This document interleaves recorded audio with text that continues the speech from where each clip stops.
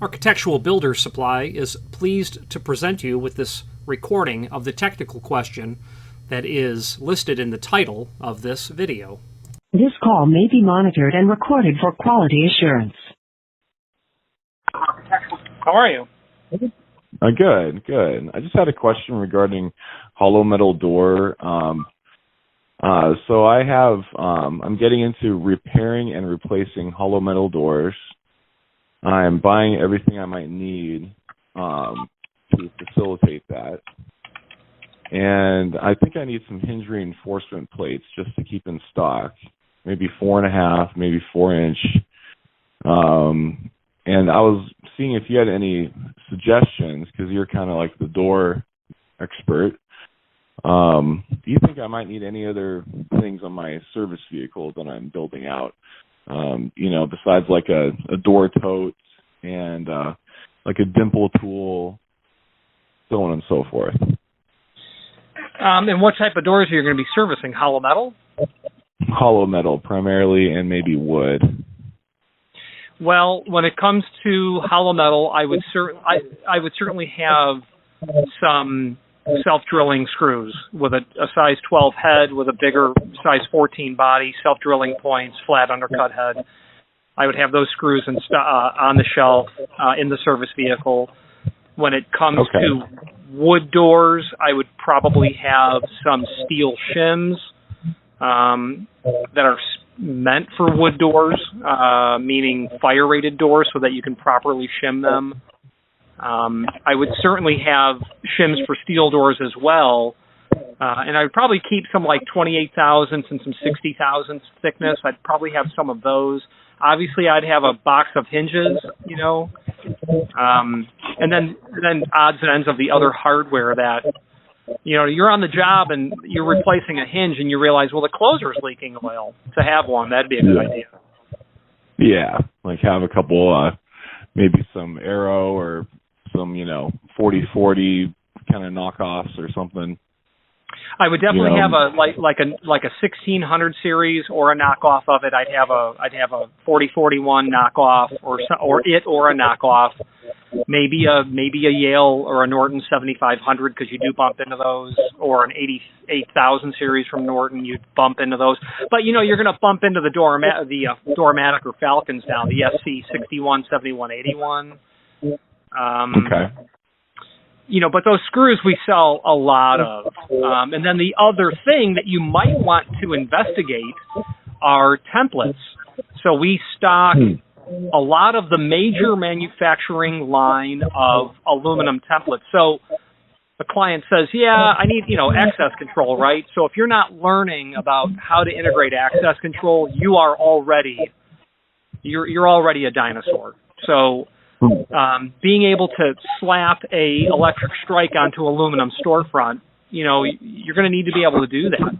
Obviously having a longer drill bit so that you can do a raceway through a steel door or a non-rated wood door would be a good idea. But but in terms of odds and ends, I've got a hospital that there's a service kit that has so many things in it that will blow your mind. It's just, half of it you're probably never going to use. A half of the other half will be infrequent. But I would look at the major catalog in terms of the lock installation stuff and some security hardware, because that will be easier since you know your needs better than I know your needs. That might help. But those self-drilling screws, yeah, that's all day long. The shims, absolutely. Reinforcing plates, and if you're not, obviously you're probably not going to be able to weld that material in all instances. You might want to have a pop rivet gun and pop rivets with you. And then also, since I'm thinking of it, you'd probably want some mounting bolts for push and pull bars, like on aluminum storefront, because those cone head bolts are constantly getting snapped off. You might want some rib nuts as well. And everything that I've just said, we stock and sell all of that. So you could send me an email and I can reply back with a quote of 8 line items for you to consider. Okay. Great. And you had mentioned Raceway. I'm getting Intertech certified to do the Raceway. Oh, I'm certified for that. I'm IQP. I could do that in the field. Nice. Yeah, and then I want to become AAADM certified. I haven't worked on automatic doors before, but I wanted to get into that. There's a training class. He just made it about a year ago. It's doorclass.com. He's been working on automatic doors for about 20 years or so, and he said he just has this really elaborate web, kind of like an online, a bunch of videos, basically. Do you have any suggestions for getting into that? I do. I myself am Adam certified. I need to hold that, and I just renewed it actually in July. Okay. And education is always a good thing, but it is fair to say, it's honest to say that working on high energy automatic doors does not require ADAM certification. Meaning the ANSI standard nowhere in the ANSI standard does it say you have to be ADAM certified. Having said that, your suppliers may require that you carry it so that you insulate them from exposure to risk. I see. Taking the class, depending on who you're going to take it with, doorclass.com or, there are other people who offer it, is going to be extremely well worth the 2 days or whatever it is. I would insist on doing it in person. If you're going to pay somebody the full amount, do it in person rather than a webinar or a online class, because time and experience will teach you some stuff. But the reason you want the in-person class is because I believe you'll learn it at a deeper level. Plus, what's interesting about high-energy doors versus all other doors, including low energy. So low energy is the handicap-assisted power operator. That's low energy. It has nothing to do with the durability of the system or the amount of amps or voltage. Once you add a sensor to an opening, you now are mandatorily obligated to adhere to the ANSI standard for high energy. That standard is something that you can read because all they're teaching you in the class is the ANSI standard. So you can read the ANSI standards for .10, .19, and then there's another one for revolving doors and another one for low energy sliding doors. So A156.10, 8156.19. If you are going to read those and digest them and learn them and refer to them, you're in good shape. But taking an ADAM class is not going to teach you how to change, the breakout switch on a sliding Stanley opening. So only experience and doing it wrong the first 10 times will teach you that. You already know that, though. Yeah, and that doorclass.com is actually not for ADAM certification. It's actually this guy who he even set up doors in his garage, and he takes them all apart, does all the wiring, and swaps out sensors, and puts sensors back on. And it's more of like of Wayne Winton, right?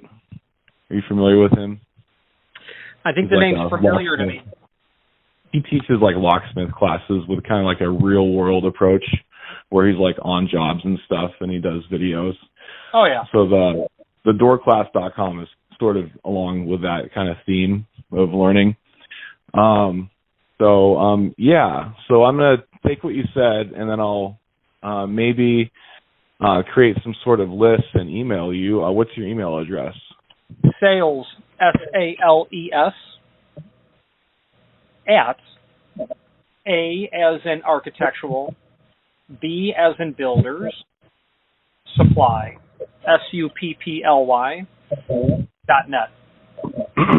Okay, and do you think I should get DHI training? I've taken a lot of DHI classes. All of last week I was in Raleigh at a DHI class for advanced electrified hardware. And cool. I'm going to stand by what I said earlier. Education is always a good thing. The issue with DHI class is all of the instructors are volunteers. And These are people that are paying back. They're giving back to the industry because somebody really nice in their early career was really helpful to them, and we all feel like we want to give back.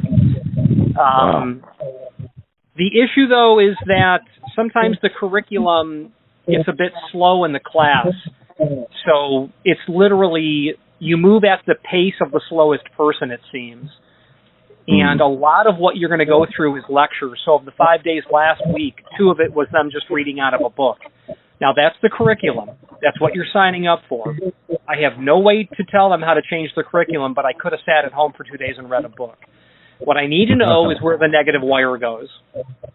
Yeah. So if I was writing the curriculum, it would be within 10 minutes, you're already stripping wires. So there is no prerequisite. You can take any class. You don't have to, the rules have changed. You don't have to have a prerequisite or a prior class. So I would absolutely encourage you to go to a DHI class, perhaps consider membership, because if you're going to take more than one, maybe more than 3 or 4, it will absolutely affect the cost of that because there's a discount for members. But what's more important, I think, in DHI is rather than learning where to put the black wire, which you will learn, is the other people at the class, the networking. So last class I was literally with, the Senate is the most exclusive club in the world. Well, it turns out that the credential EHC, Electrified Hardware Consultants, there's less of those in the world than there are senators. So one of the guys teaching the class they were both EHCs. So you're learning from the best of the best. And you get their card. And when they say email them, they really mean it. So 2 guys at the other table, this one guy ran the master key, worked in the master key department for Schlage. I now know this. Me and him are on a first name basis now. And prior classes have been exceptionally beneficial to me in the networking, more so than DHI is Aloha. I would join Aloha first, and I would take their classes first because I have been able to tap the shoulder of true giants in the locksmithing community. Absolute rock stars. Yeah, especially William Link. I did a few classes. Oh, I sat in his class. Yeah. Yeah, he's a rock star, dude. He really knows his stuff. I took both his interchangeable core classes here at Aloha 2023 in Orlando. Yeah. I wasn't there, but I'm in Naples, so I was out of town, or I would have come up. Although we did send one of our employees up there for the class for a my son and an employee went to the low voltage class for 2 days. Oh, cool. Yeah. I got family in Jacksonville. How far is that from Naples? Oh, I'm the opposite direction. I'm 3.5 hours south and east of Orlando. South and west, forgive me. Wow. That's cool. Florida's pretty nice. Yeah, I enjoyed my time there. It's not awful. So, thank you, Richard. I really appreciate all the information you've given me. And, I'm just getting into this, so I'm kind of fresh at it, and, maybe I can call you if I have any questions about hardware and, stuff, if that's okay with you. Absolutely. It's part of a learning process for me as well. Okay, cool, man. Well, do you sell automatic door servicing, like parts? We do a lot of high energy parts. We don't do new stuff because we're not integrators, we're installers. But when it comes to all of the piece parts that you need, the rollers, the switches, the belts, the pulleys, everything is part of what we do. Nice. Okay, cool. I'll keep you guys in mind for that and for the hollow metal door stuff. Well, thank you. I really appreciate your time. Awesome. Thank you for calling, sir. All right. Have a good one. Thank you. Bye-bye. Architectural Builders Supply hopes you have enjoyed this program. Let's unpack that conversation a little bit. We'll switch to the screen view and I'll show you the items that I was referring to and other parts of that conversation. If you are enjoying this video, please click thumbs up or like, and also please consider subscribing to our channel. Let's move on to the rest of the video. Let's unpack what the client said. So the first thing that I would consider would be the screws. So my search term was GKL. I don't know whose initials those are, but GKL. You'll find lots of screws in our site. Hinge repair tools, screws, metal screws, commercial, you know, that kind of thing. So metal screws. These are very common. We stock these. These are going to have a size 12 head, but a larger size 14 body, and that's specifically meant to do repair work. If you've got a stripped out hinge screw, this is a great item for that purpose, exactly for that purpose. Okay. Now, let's take a look at GKL products in terms of their website. That's handy because their product catalog is here. They have tools and other field installation aids that you may want to consider. Tools that will allow you to re-swag a hinge. They sell those in different kit forms. Additional screws beyond what I've already mentioned. A security version of that, wood screws. Kits, variety kits. That's nice to have. That's a Yankee screwdriver. Other piece parts here. I also had mentioned shims. So let's look at, the term would be Hager shim. And when you find a page, Hager shim, below here as you scroll down, you'll see a table of a lot of things that are really handy to have in the service vehicle. Filler plates, a variety of different filler plates. Let's click on product catalog. That will allow you to see all of these different odds and ends. Any field technician is going to have these parts. Door edge filler plates, mortise lock edge filler plates, hinge filler plates, and then what I recommended in the video were shims. 28 thousandths, 65 thousandths in 4.5 inch and 5 inch. It's nice to have those available. Maybe a conversion plate, a deadbolt filler plate, and fillers, of course, for the frame itself, like the ASA strike plate filler. The client also mentioned the client had mentioned a frame dimpler, and we stock those by different people. The Donjo item is one that we stock. Just Door Tools is one that we stock.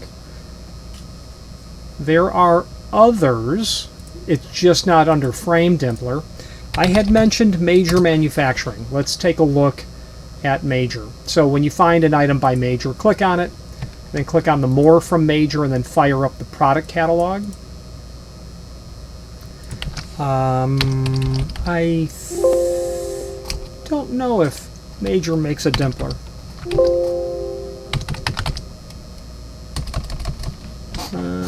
I thought they did. So the bottom line is I had recommended installation aids for an electric strike. So something like that would be the Major Hit 45 AR1. And this is, I'm only mentioning it because it's representative of the overall item or the concept.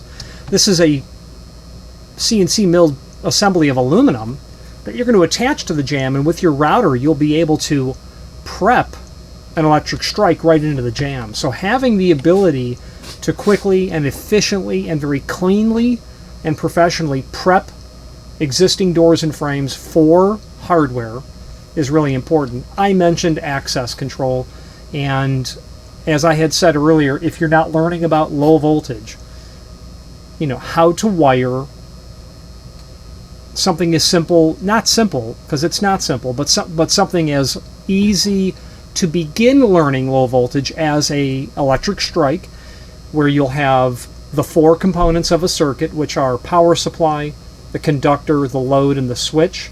So the load, the power supply, yes, you've got to have a power supply or some means to get power to the hardware. You've got to have the wire, that's the conductor, that's the second component. The third is the load. That's the electric strike itself, or the panic device, or the magnetic lock, and then of course the switch. It could be as simple as a doorbell button, provided the doorbell button is rated for the current, or it could be something as sophisticated as a keypad, a pin prox keypad that reports back to access control. So learning how to do that is the future and has been for a long time, but this snowball is really starting to roll with some inertia now. Learning how to become Atom certified, yes, absolutely. That is, contact us, about us, Atom. So that's in my CV, in my resume. Here would be the education that I've taken, and Atom cert, and it's not up to date, but it's close. And the Atom certification is part of that. Now, I was mentioning ANSI standards, so let's take a look at those ANSI standards.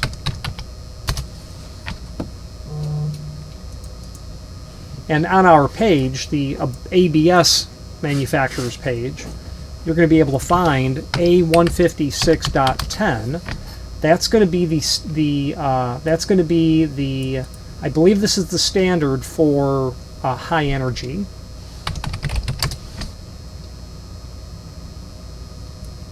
Yeah, power operated pedestrian doors. So the document you want is A156.10. That's high energy. That's the doors with sensors, as I had mentioned earlier. If someone were to take Atom certification, you are going to be in this standard for the entire time that you're in the class, because everything is defined. The other standards I mentioned were .19. That should be low energy, or those doors that do not have, power assist and low energy swinging doors versus sliding versus telescoping versus revolving. This is when you do not have sensors. This is literally the wall actuator that you hit to get into a bathroom. Someone who's in a wheelchair, they're going to use a low energy operator. That's another standard. That's .19. There is a revolving standard that is here. I don't know if it's .27. It may be. Now, the issue with this is that you need to be able to come up with the standard itself. So as I was saying, this catalog is helpful because it's full. Let me back up. It's not only full of tools that installers and integrators are going to use, but this catalog was created by a person who spent decades in the field, a self-professed tool nerd who has an engineering background. So here's a person who's created a line of lock installation aids for you, the installer, the integrator, from the perspective of someone who did it for years and who has formal training in engineering. So Major is a diamond in the rough, a great find when it comes to that kind of stuff. So this catalog is going to be really crucial for that. But I realized that I jumped out of sequence because we were talking about the ANSI standard, and the ANSI standard was indeed for revolving doors. It is .27 revolving doors. That's an entirely there's a class just on revolving doors. So sorry about jumping out of sequence. I had to pause the video and I forgot where I was. So those are the standards. Now the problem with the standards is you need to get access to those. Those aren't free in the sense that you need to get them somehow. And my license to have those files doesn't include sharing it with the world at large. When you take the when you take the class, it's going to be in your binder. You'll have them moving forward, but the right way is to simply go to the ANSI website and you purchase them if you don't already have a copy of them. Now, I had also mentioned fire door shims. You know what? Before we leave that page, if you're going to be out in the field integrating, what will be well worth the money is the NFPA standard, National Fire Protection Agency standard for fire doors and other opening protectives, which is document 80, and the Life Safety Code 101. These are documents that if you're out in the field installing stuff, you are absolutely going to want to know what you can and you cannot do in the field. NFPA 80 for fire doors is an indispensable. It's only a 95-page document. There's only like 3 or 4 chapters that you should definitely go through, but chapter 6 in the world of doors, very interesting thing. Just the table came up. So what hinges are permissible? It turns out that if you have spring hinges on a door, that spring hinge must be labeled. And I am looking for where it says that.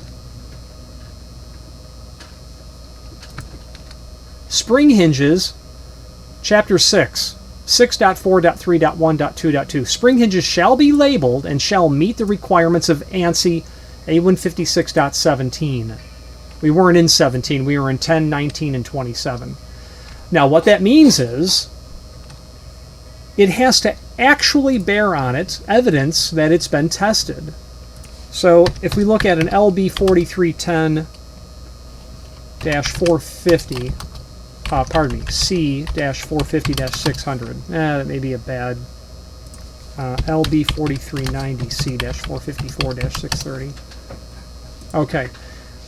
The spring hinge must have actual evidence on it, and it's right here, that it's UL listed, meaning it's been tested, and it bears visual evidence that it has been tested. It's got a label on it. It's got a stamp on it. If we fire up my video, we're probably going to see, yeah, right there. We're going to see a bit more about what that labeling looks like. Now, right there. Okay. So the reason I bring this up is because you can buy hinges that are spring hinges that have not been tested, and they therefore don't bear the label.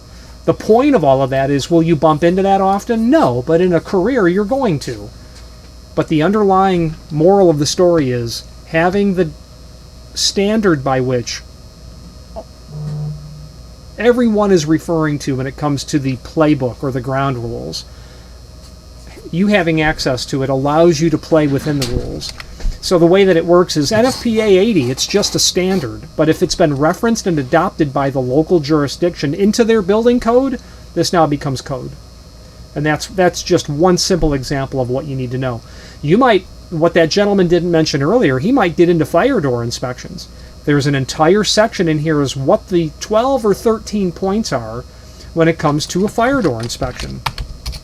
If you are going to charge your customers to do annual fire door inspections, you're absolutely going to want to know what you're supposed to be inspecting.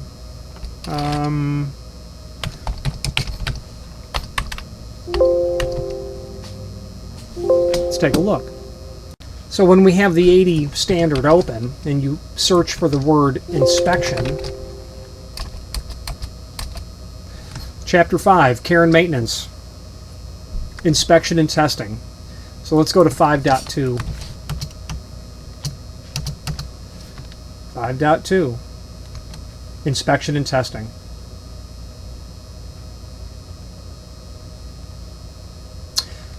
Five 5.2.3.5.2, as a minimum, the following items shall be verified. Labels are clearly visible and legible. No open holes or breaks existing in surfaces of either the door or frame. And I said 12 or 13, and I was right. I wasn't wrong. It is 13. So the bottom line is, that's a whole additional revenue stream of revenue to provide inspections on doors, because most occupancies don't require it, but those occupancies that do, must have annual inspections, and that's hospitals, because their funding is based on them being compliant in all aspects. And one of those aspects are fire doors, that they meet the requirements of NFPA 80, assuming the NFPA 80 has been adopted in their building code, which it would have been. So really helpful to have that information. Now, back to tools, I want to make you aware of the Just Door Tools company. I don't know the background of the people at this company in the sense that, based on their catalog, it's quite clear that this person has a very deep background in field integrations.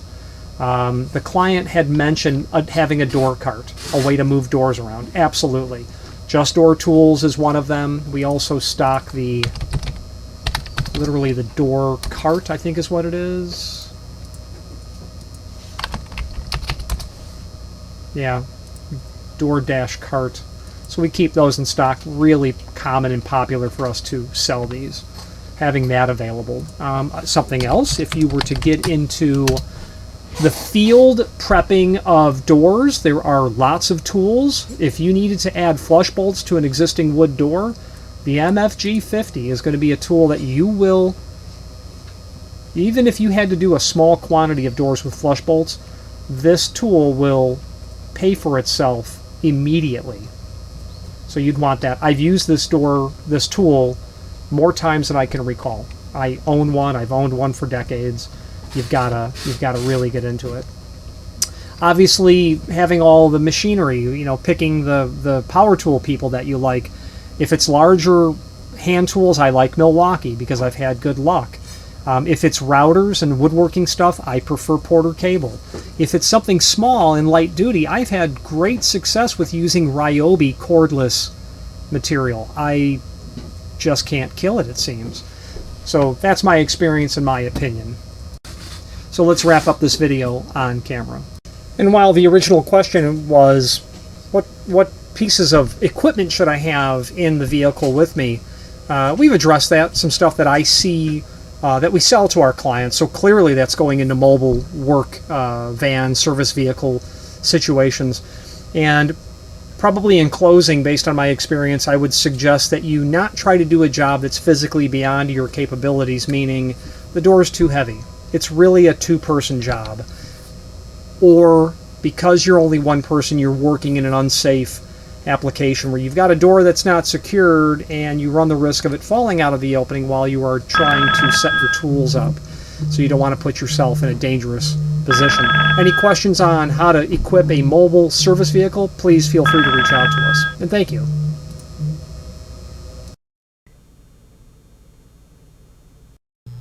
Again, thank you for watching, and if you've enjoyed this video, please click thumbs up, please subscribe, and maybe even send the video to someone that you know.